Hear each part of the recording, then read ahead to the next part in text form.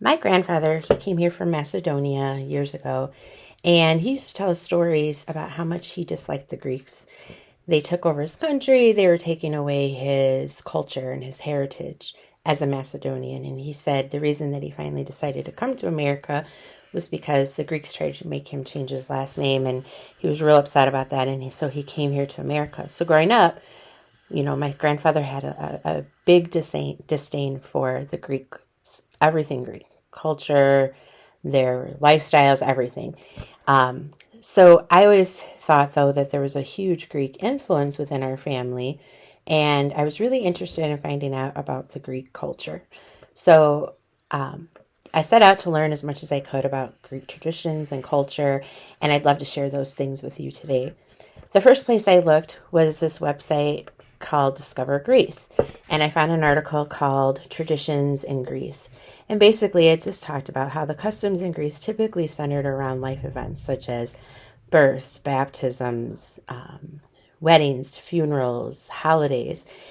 And Ethel Dilobanka wrote a blog on the Culture Trip website where she talked about a few of the Greek traditions that have been handed down through the ages, like the evil eye. This was a superstition, the most notorious superstition in Greek culture. And basically, it says the evil eye is a curse that someone puts on you. And if you wear a specific charm, it wards off this curse. So everyone would wear this charm. And this charm is made up of blue glass with like an eyeball painted on it. And many people you'll see it you could buy these things in stores today that this is available to keep the evil eye away from you. Another superstition that goes in hand with that is spitting. The Greek believes that if you spit, you chase away the devil. So if you're around someone and they tell you like a bad story or tell you of someone who had a misfortune, the Greeks still spit to ward off that evil so you don't have that evil come unto you.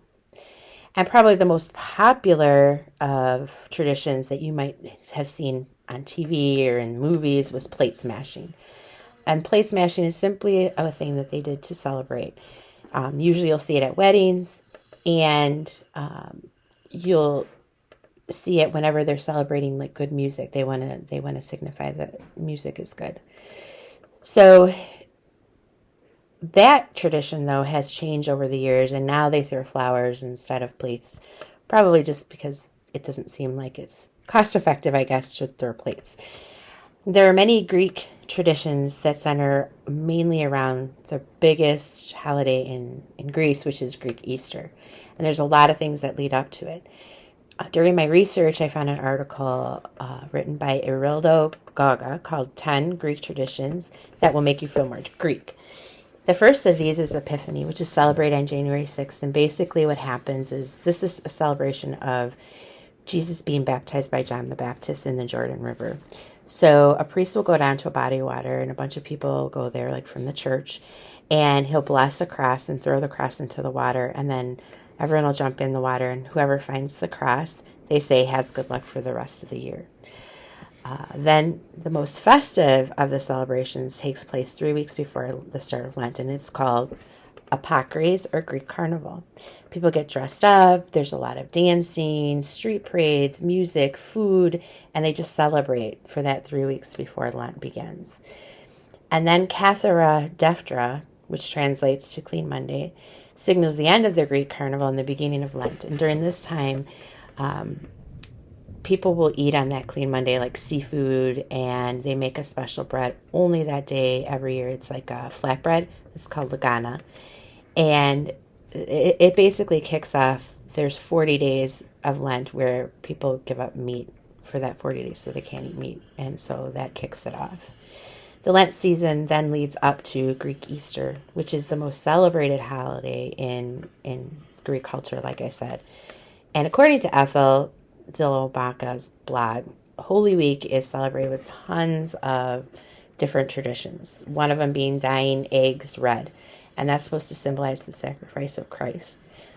Then the tomb of Christ is decorated with flowers, and on Holy Saturday, everyone gathers at their church, and all the lights are turned off, and the church, they get a candle lit from the eternal flame all the way from Jerusalem and bring it in special.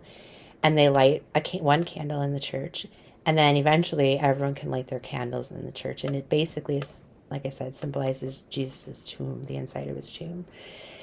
And on Sunday, Easter Sunday, after church, everyone gathers for a big lunch, and a lot of times that lasts throughout the day. There's lots of food and just camaraderie and family getting together.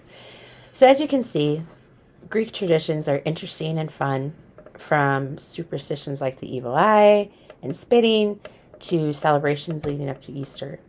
I found that Greek culture and traditions have a lot of color. They have a lot of color and they're fun. I think that even though my grandfather left Macedonia and he had this horrible taste in his mouth for the Greeks and their culture, he would be very surprised at how much influence the Greeks actually had on him. I hope you find this information interesting. Thank you very much.